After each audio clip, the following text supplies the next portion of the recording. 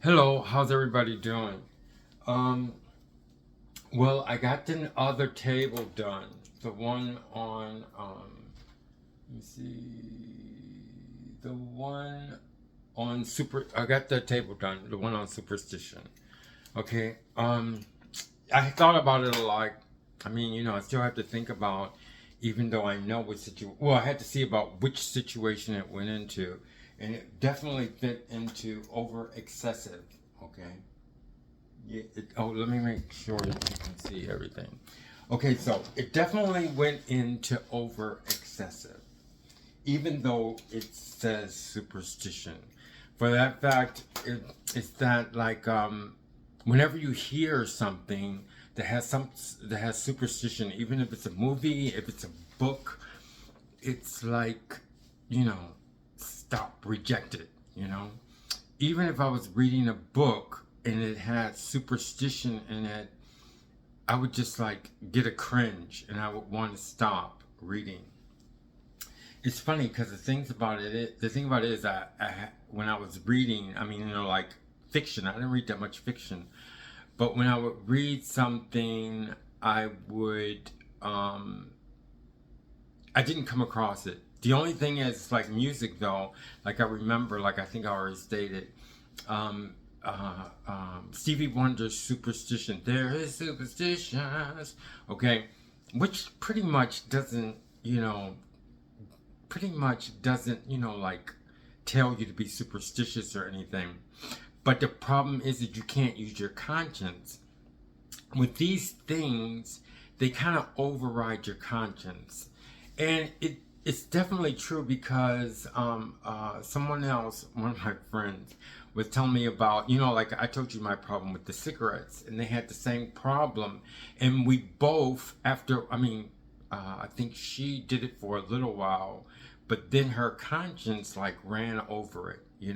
So the conscience is not, everybody thinks the conscience is related just to religion, which is not true. It's not related to religion, but it has to do with your own values. I mean, the things that you've learned in life, and we have to get along with each other, and so the conscience is very important as far as being an individual. Okay, but Jehovah Witnesses don't have that because it's overridden. Like for instance, with superstition, as soon as they hear superstition, they can't even think about their conscience. But it was funny with the cigarettes because now I can see back to where my conscience. Well, I was kind of forced because I had to keep a job, and it was like well, I'm glad that I kept a job, but I can see where my conscience is not reasoning. Reasoning is another thing, but it's kind of like reasoning with your conscience, reasoning to find out, is this something that I feel is life threatening or something that is really bad or something like that? How does my values personally deal with this problem? And I kind of, adjusted it. My boss kind of helped me too because she says, "What are you gonna do now?"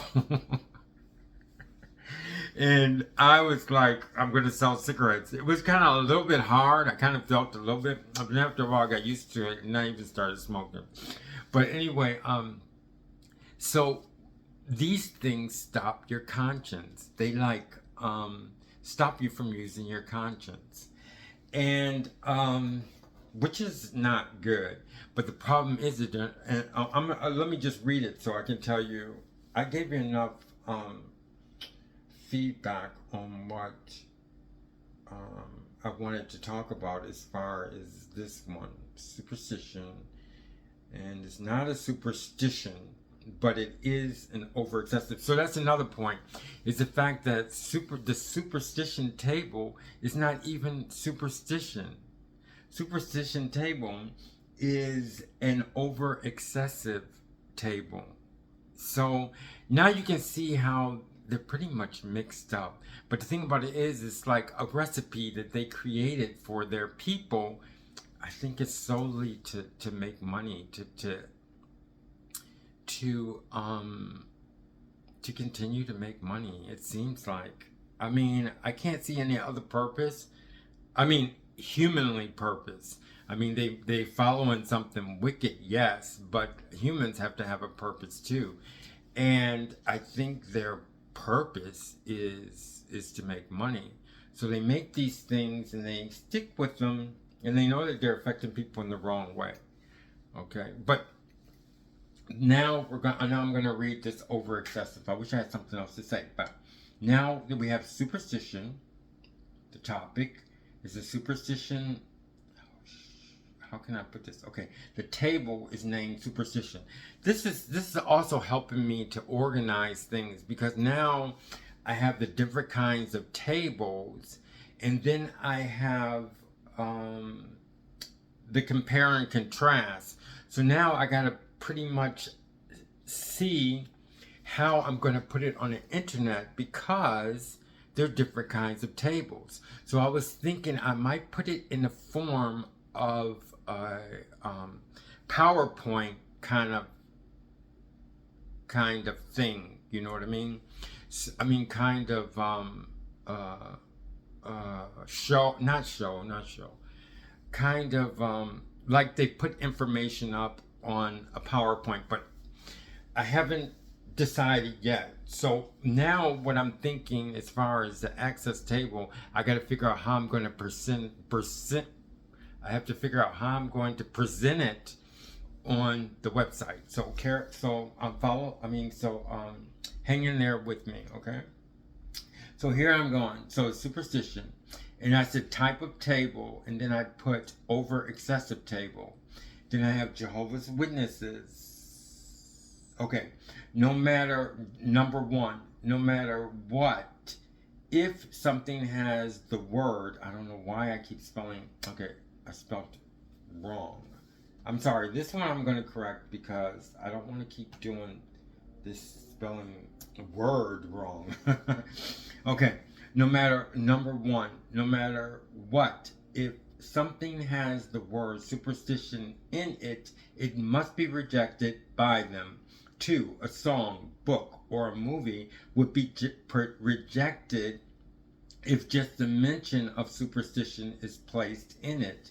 Number 3. So let me put number 3. Let me see if I can go on. Number 3. One cannot evoke their conscience. Okay, one cannot evoke their conscience on an over excessive item. It must just be. I'm almost sure it's rejected. It must just be rejected. Okay, so that's a little trick in how they trick. One thing I want to say too is that you can't do anything. Okay. I mean, like, these tables also help us to see that there's nothing you can do, because they're blinded. Jesus has to unblind them. Now you can see where Jesus has to unblind them, because there's nothing you can do. But the tables help us, because we're not going to get frustrated, because we know that that's what they want. They want us to get frustrated, and they want to frustrate the Jehovah's Witnesses. When they frustrate Jehovah's Witnesses, the thing about it is they don't even know that they're being frustrated. And I told you about the frustration, okay? So this one is not a frustration. Okay, this one is not a frustration, but it still frustrates. The thing that frustrates is the fact that you can't explain it to them, but it's not a frustration table. But it's frustrating, okay? So was I going to say something about frustration? Okay, no, I finished that. So the only point I want to make here is that by doing these tables, we know that there's no way out for them, okay? And we know the effect on them. They can't progress. Like the things I found out that was really, really sad is the prayer. I didn't even realize that their prayer is not. It's pretty much worthless, because they're. I mean, can I say word? Yes, I can say worthless, because they're never going to learn how to pray, because they make it so that it's interrupted. Now, I did mention there are always ways to pray to God. They're praying when they don't even realize they're praying, just by asking for help or needing help. And God is there for them. But the problem is they don't know the answers. They can't come out with the answers. They can't find the answers because they're looking for the answers in the governing body. So that type of prayer, what I'm talking about, is pretty much useless. Their Bible, their scriptures book is useless, because in order to get the full effect of the Bible, it has to be done in a proper way, to where the persons who translated the Bible really, really did it in a sincere fashion. Like, for instance, it doesn't have to be any religion. It doesn't have to be Catholic. It doesn't have to be this. It doesn't have to be this. It has to be like an archaeologist or somebody who really wants to, just them wanting to find the true translation or the closest translation so that people can understand. That's what holds as a translation.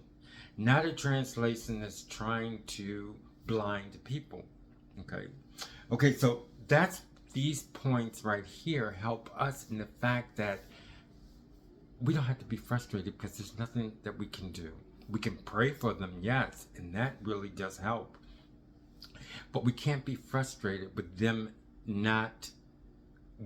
we can't be frustrated with their frustrations that they don't know that they're frustrated about. Okay, so now number 4. This as other special tables are connected in, let me see, I gotta be careful with this because I don't want it to skip. Number 4, this as other special tables are not connected in any way to each other. That's another thing that messes them up. They can't connect anything. They can't connect the superstition of, they can't connect the over excessive table. We can't connect the things in the over excessive table about superstition with an over excessive lucky. It doesn't work. And if they do, like for instance the cigarettes, which my conscience rejected, and I didn't even know it was consciously rejected, then I still have the other ones, like lucky and all the other things. So you see how they made this? It's like, because of it not being connected, like, I'm going to tell you, a lot of things I learned because I know they're connected. I know they're connected, so I can pretty much clean up the board, okay? If you know what I'm talking about. Like, if I learn something, especially with Dance Without Music, if I learn something in Dance Without Music that is specific, I'm going to tell you, I mean, this is just from me, from what I learned in my life, so I'm going to use it. Like, for instance, gravity. I don't believe in gravity. I know down the line that it's not true for me. So I rejected. What I'm trying to tell you is I was able to reject everything that has gravity in it because it's the truth to me. I'm not saying I want everybody to believe in it. That's just for me. I'm sure everybody else has things that they don't believe in. So I took measures because I didn't believe in it so well, and I believe that I found that truth for me. I was able to clean up a lot of things. But the point I'm trying to make, as a Jehovah's Witness, you can't do that. Because, like, when the cigarettes, and my friend, she had the same example, when she cleared up that it's all right to sell cigarettes, and I cleared up that it's all right to buy cigarettes for people, mine was worse than hers. She was just selling them. I had to go get them and give it to the person and, so deliver it and everything. Maybe it's the same thing. But, so my conscience said, okay, that one's all right. but it didn't connect to anything else. I couldn't go into, oh, if this is right, then forget about lucky and forget about this and forget about this and forget about that. No, because they're not connected. They pretty much know how to blind you. Okay, so I hope everybody believes that. I hope everybody understands that for me. Okay, but this is pretty much true what I'm talking about. Okay, now ex-Jehovah Witnesses, ex-Jehovah Witnesses with the over-excessive table of superstition, they just can't wait to use their own conscience on items such as these. What I'm saying is that they don't even, they're not familiar with their conscience, but what I'm saying is they have it, okay? Like, we don't have to know that we have a conscience. We don't know what, like, I found out, to tell you the truth, I found out what the clear conscience is just by doing the table. I mean, I knew that it was there in the conscience and stuff, but I wasn't able to separate it from everything else. But now I'm able to separate the conscience from everything else. But what I'm saying, when you become a Jehovah's Witness, not that you say, oh, I have a conscience. No, you don't say that. You know you have a freedom, the freedom to decide what's good and what's bad for yourself. So that thing, the ex-Jehovah's Witness just can't wait to do it. So they can't wait to use their own conscience on items such as these. And then I put some things. Okay, and I put some things they will hunger to do things that flush these items in the over-excessive tables out. And I said, what I'm saying is that sometimes, like when you become an ex-Jehovah's Witness, well, you're not an ex-Jehovah's Witness. Sorry, you don't become. It's not easy to become an ex-Jehovah's Witness.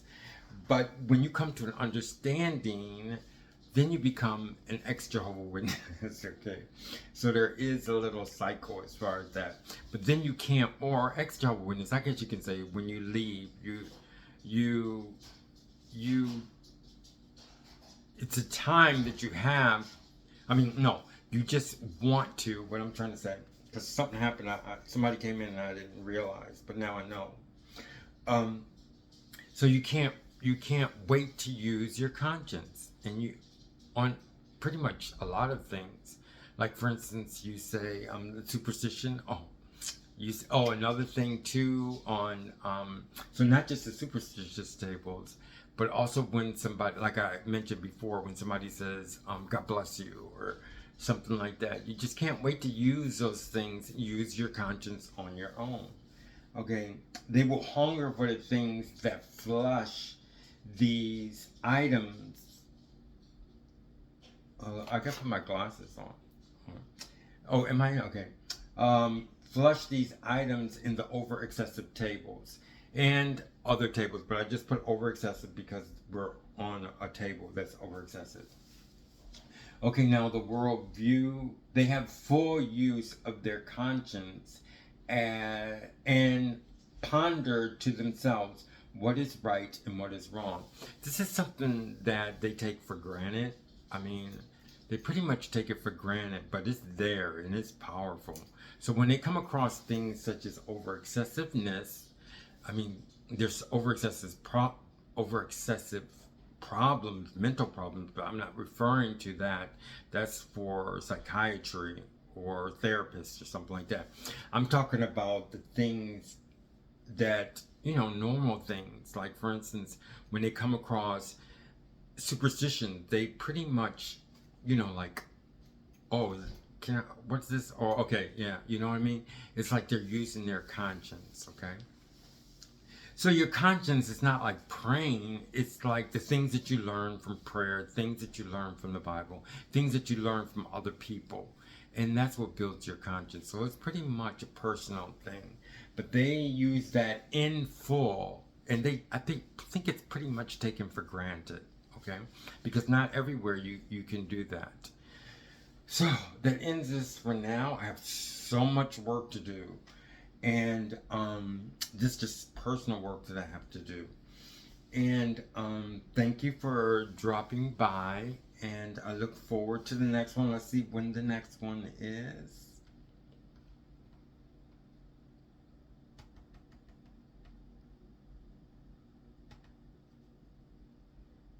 what the next one is. The next one is talks, like, you know, in the Theocratic Ministry School, talks. I mean, that one's good. I can do something on that because I gave talks. I gave the 5-minute talks. I think I gave one 10-minute talk. I'm not sure. I think one. But then I was like, this is about the next one. It's going to be on talks. I was like, do I really want to do this? I remember because I was in the Theocratic Ministry School and I was getting old. I mean, I was, you know, what? I left, I mean, I graduated from, not college, but high school. And I was becoming more mature and I was telling myself, dude, I mean, I remember when I did I don't know if I think I did a 10-minute talk. And I also prayed. And I was like, I would always say, do I really want to do this? I mean, you know what I mean? I was like, I mean, do I want to pursue this? That's just how my feelings were. And that was like praying also.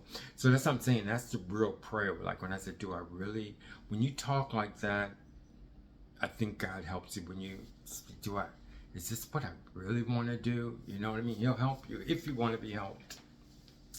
So anyway, so that's the next one is going to be on talks. So I can do it because I've done talks. And that's it for now. And I hope everybody enjoyed everything. It does work. My email really works very well because I can really relate to the people that email me much better because I'm not a very good judgment of people. I'm not a good judger of people. I mean, like, I don't really know how to judge people. I know God does, you know, I have to pray about everything. But I'm not really a good judgment, so that's why I don't really depend on my comments to do things because I really know what I want to do. And I really pretty much can't be swayed, but what I'm saying is I don't really know where these thoughts are coming from, you know, and if they're really sincere. But when I get emailed about it and I see a subject, then I'm able to relate to it. Not just that, but it doesn't waste time because I have to do this. I have like 3 jobs. I mean, this is another job for me, like, and so that's why I give my email, the email that's connected to this YouTube channel, which is pierredur68 at gmail.com. So it does work because I've gotten not too many, which shows me that these people really think about it before they send an email. And I really do appreciate that. I've got a few, and it's just really helps the channel. And that's what I'm going by now, because the emails I got on the different things that I'm on my channel has really, really helped out a lot. And I think other YouTubers are going to figure that out, okay? Because you know where the person is coming from. I mean, it just really moves the channel forward. So thank you very much, and I look forward to the next one. Next one's on talks. Thank you very much.